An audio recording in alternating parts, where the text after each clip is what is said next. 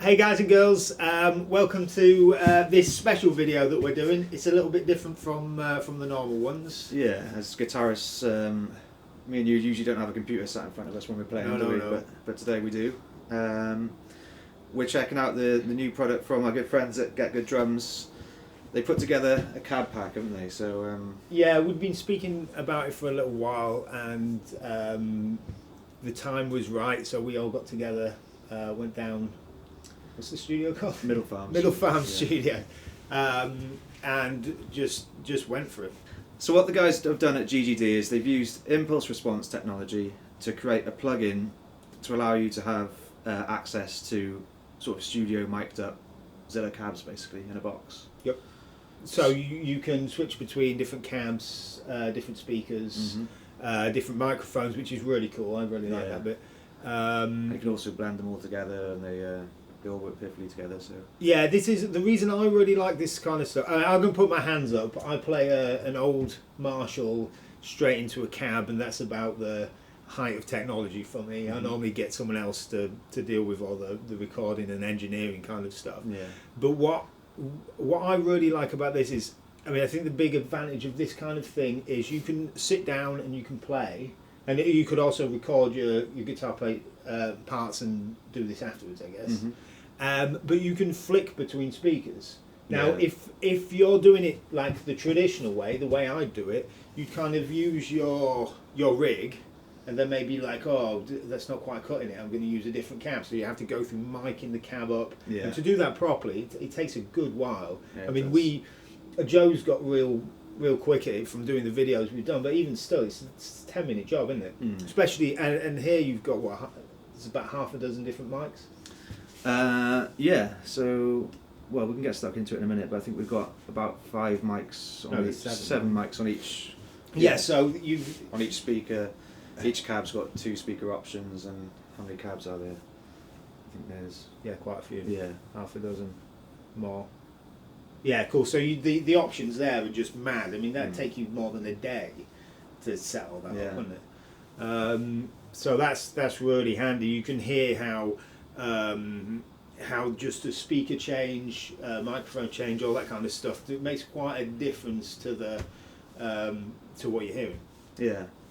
And the cool thing about this, I think, is that if you're recording a guitar part in the traditional sense, and you've mic'd up your cab, then you've got all the recording done, and you listen to the way it sounds. And if you want to tweak that sound, you're going to have to go and do all that again. Whereas this, you can just flick a button and change the sound. It's there for you. So it's that kind of thing's mad. I mean, just changing a microphone or a speaker, I mean, they're all kind of as important as each other, and you will find that you may have the cab and the speaker you like, but you may not like one microphone and like the other. So for someone like me who knows I know the basics of the mics that I like, but you can, if you put the wrong mic there, you may not like how it sounds. Yeah. When you put the right one there, you may absolutely nail that sound you want. And just to be able to flick between them rather than messing around with doing the work yourself. So let's have a look at the plugin. So when it opens up, this should look like this. So we've basically got 1, 2, 3, 4. I can't count. How many? 7 options, is it? 1, 2, 3. Yeah, 7. Yeah, that's a good start. So we've got 7 options of places that we can load a cab into. So it's a bit like a mixer, this, and we've got so starting up here on the left, we can choose a cab for this track, I guess we'll call it. Can we go with my favourite here? Yeah, well, sure. I think I'm going to make it a stab in the dark here. I'm going to go for 4x12. Yeah. So we've got 3 412s there. Okay, right. Just go for a standard one. So we've got this. Just with a straight baffle. Yeah. Okay. H Heritage, we got that there. No, change the mic. I reckon with this, I like. So what have you the got? MTR is a Rode MTR. That's a ribbon mic. I like a ribbon. Yeah. Go for that one.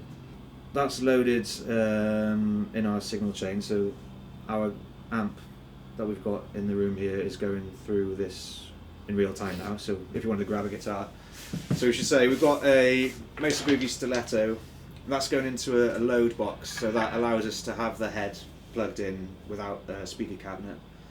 And then from the load box, that's going into our audio interface and then into the computer. So this is a bit. The Stiletto's kind of like a new toy. We both got one recently. Yeah. It's about the only amp that's kind of turning my head. Yeah, from the green JMP at the moment. Well, it's like a JMP on steroids a bit with a great clean sound in it. Yeah, it is. Yeah. All right, here it goes.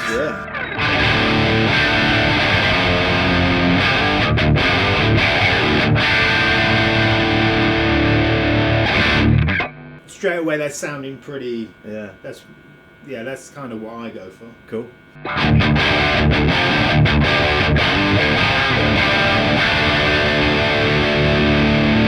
Yeah, I'm pretty sure I could have fun with that. Nice. Do you want to pick one? Yeah. Okay. I'm gonna grab this first ball.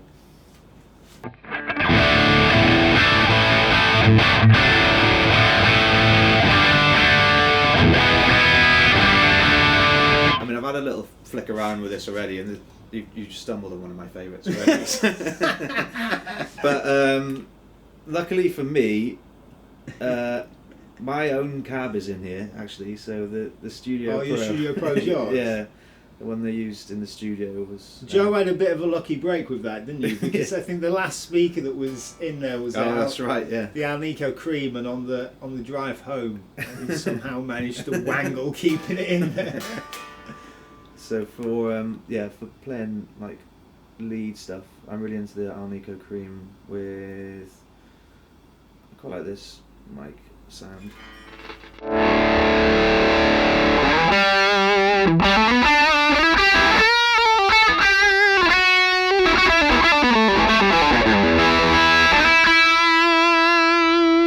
Quite a smooth sound, isn't it? Yeah.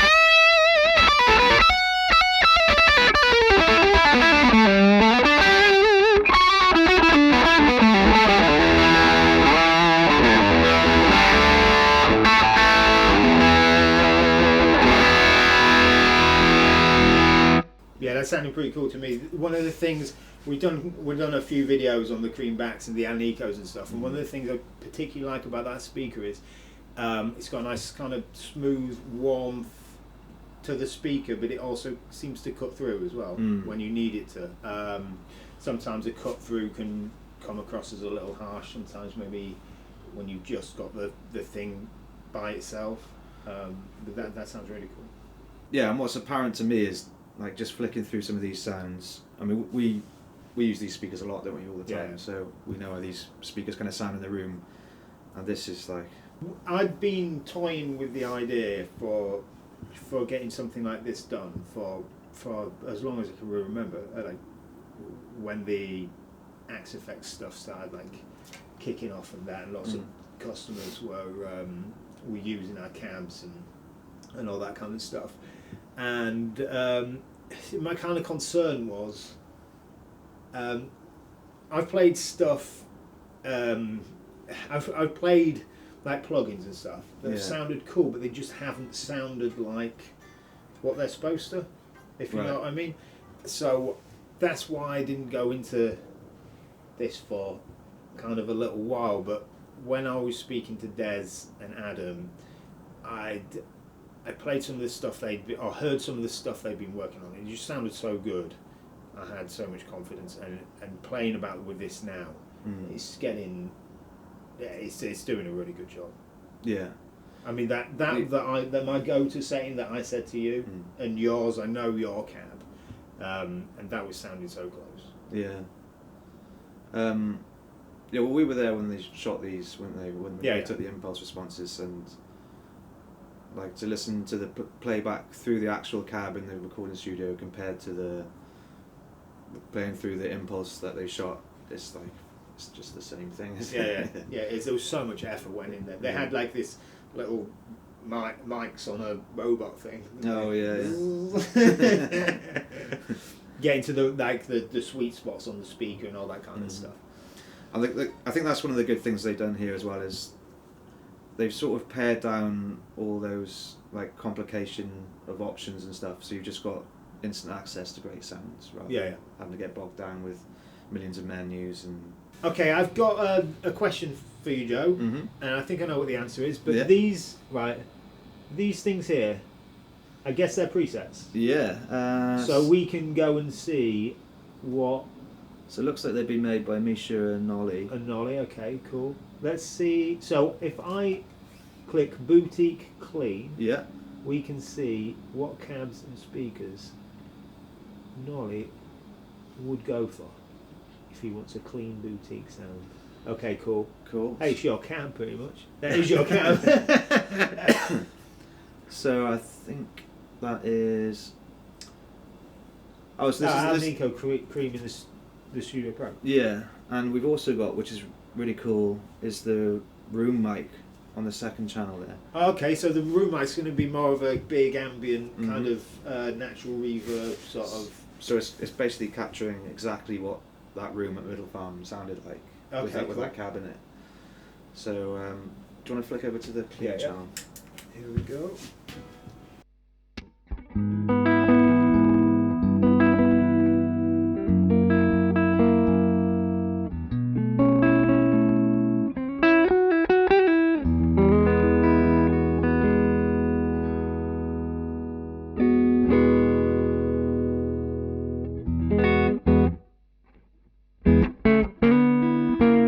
If I press these I can single out the individual Yeah. things, right? So, right, I'll single this out first. Cool, and then we switch to the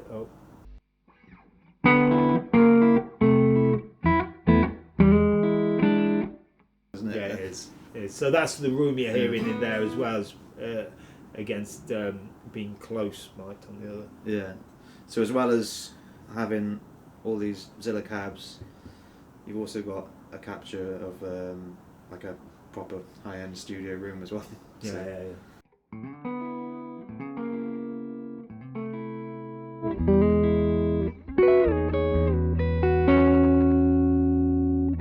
That's cool. So what he's done there is basically mixed in the more, just a touch of the kind of ambient, the room. All right. So what it looks like, what they've done here, and I guess you can build your own ones of these. I assume, is by blending the cabs. You've got the fader here. Yeah. I'm just guessing on this, but it looks like you can blend in and out the cabs. Something that's really important to stress is when I was there, or when we were there, and I was watching them, they paid so much attention to making sure everything was in phase, all the microphones, and the reason that's so important is if they're not, if two signals aren't in phase, they can kind of cancel each other out. So you can get two really individually cool sounds that will just make the result just sound pretty weak and thin. Yeah. It's to do with like constructive or interference between the two signals. Yeah, so you can So to have that worry taken out of you. yeah, it's super useful to be able to do that. I mean, we've all seen the pictures of the 4x12 with like 20 mics on it, and that's usually if you just put mics on that without paying any attention to it, just without the phase, it just ends up sounding really crap. So that is really useful to know that when you switch the speakers or the microphones, they're all gonna be in phase. Yeah, so I think like some of their other presets. Yeah, go for that. So here we've got 3 speaker choices. Well, 2 speakers, but 3 different mic choices. And do you want to flick over on yeah. So.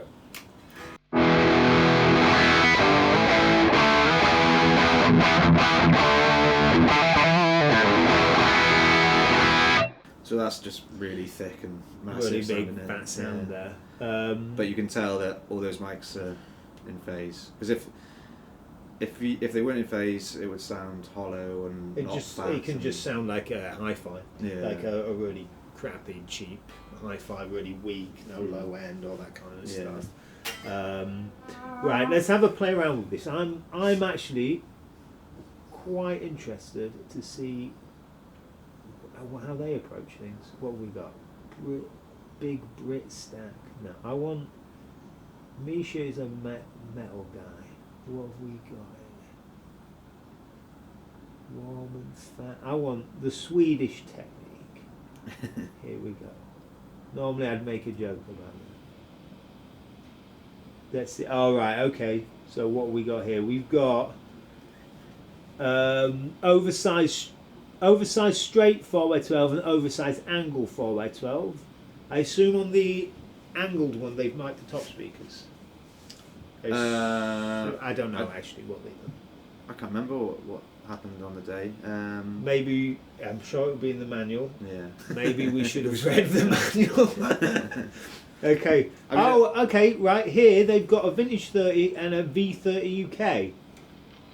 So I think this might refer to a particular Swedish producer. I could be completely wrong. I should probably look this up. But there is a thing of using an SM57 straight on and another one at an angle on the same speaker. I saw that there. Right. Yeah. Okay. So I think this is maybe going for that sort of thing. Do you want to dial the gain up a bit more as well? Yeah.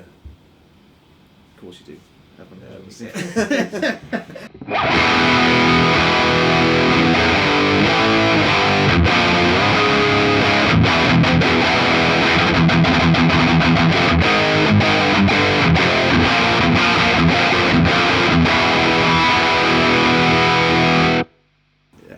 Class. Yeah, so that's really tight and aggressive, isn't it? Yeah, he's just balanced them, isn't he? Just normal. Let's have a listen to how different they sound. Anything with solo. Okay.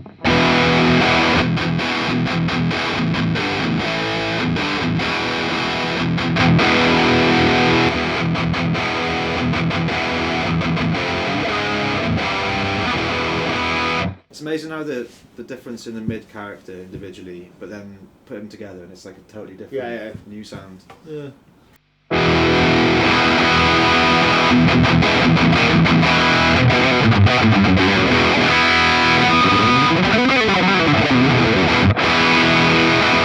Can I play around with something here? Yeah. Right, I'm going to ditch this cab here.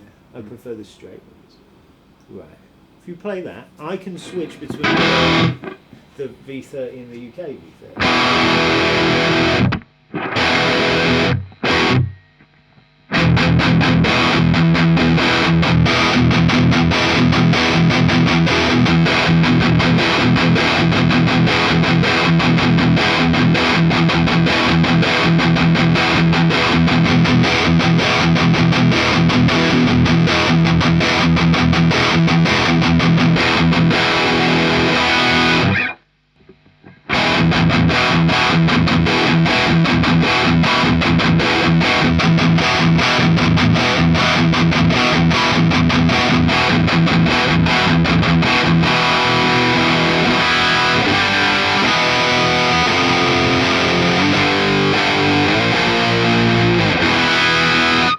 Interesting, isn't it? Yeah. Subtle differences between V30s. Yeah. When we got down there, I was kind of impressed by Adam's. I don't know what the word would be. I don't want to say nerdiness, but the attention to detail. There it is. On the getting the right speakers in there. Yeah. And he's got a pretty big collection of speakers. We've got a whole bunch of them that we seem to acquire in different cabs or the speakers by themselves, but we kind of have an excuse. Oh, that you'd expect that of us, but Adam really, he went to town with the speakers. Yeah, I think speakers can be a bit like guitars sometimes in that with subtle changes in the way things are made over the years, even like a same model can end up sounding a little bit different to the same model from another year. So I think Adam's gone in deep with the vintage 30s, and you're getting his pick of the bunch here, aren't you? So. And I think if you're doing, I know Adam's bought in quite a lot of older cabs, different eras, a 2000 model, a 2002, and all that kind of stuff. See if he, see which ones he prefers just for him, and I think also how cabs have been handled or how people have treated them, how people have played them, makes things kind of settle in. over time.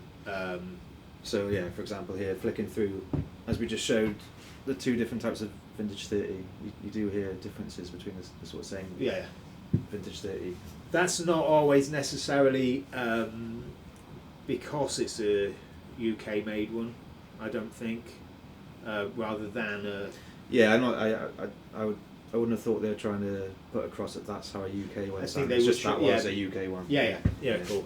Alright, so just a little snapshot there of some of our favourite sounds. You can go way deeper into this, I think. There's permutations of what you could, the sounds you can get out of it are pretty endless, really, aren't they? What I've really enjoyed about this is that not only does it give you loads of options for the track you're working on or the tracks you're working on, you can play around with it, make sure everything's in phase, everything's sounding good, you've got no problems with that. But I think it would be quite useful as an educational tool for a lot of people to be able to hear the kind of the way the mics work and how, and with the different cabs and the qualities you get from different cabs and speakers and that kind of stuff. One thing we don't want you to do here is to class this video as a tutorial. We just wanted to capture like kind of our first response to the finished product, you know, the thing that you guys are going to be using, or hopefully you guys are using. We were there when we were heavily involved when we were down the studio all the time. We've seen pictures, we've heard the impulses and all that kind of stuff, so we knew it was going to sound really cool. We'd seen pictures of the finished product and all that, but this is the first time we've actually used it, sat down and played about with stuff. So we wanted you to take away kind of our first responses to it. Rather, if you got any technical questions, we're not the people to ask. And yeah, also I just want to say a big thanks to the guys actually at GGD, because the history of Des, Nolly and Misha with Zilla, we kind of go back quite a long way. I first started talking to Des in 2009 it was, so we've got 3 decades of working together. But so they've kind of been involved in the development of a couple of cabs, sometimes without them knowing, sometimes with them asking for it. So they were the perfect guys to go to for this, and I've been dying to get my hands on this and listen to how it all comes across. So, and my first response from it was, I loved it. I mean, dialing in my sound. To have access to all the cabs that we have around is usually just in the box, ready to go, mic'd up perfectly. It's just like, it's invaluable, really, isn't it? It really is, and I'm really impressed with how just putting in that cab that I kind of use and I know that thing inside out, and to hear it come in, you know, to be able to record it, and it's just and getting just makes you want to start getting demo and making some music, doesn't it? Alright guys, I hope you've enjoyed watching this video. Thanks for watching. As ever, please hit the subscribe button. We're trying to build the channel with these videos, and we're enjoying making the content, so we're glad to have you along for the ride. Leave us a comment, let us know what you think, any questions except technical questions. Anything you want to know, anything you want to see, just ask.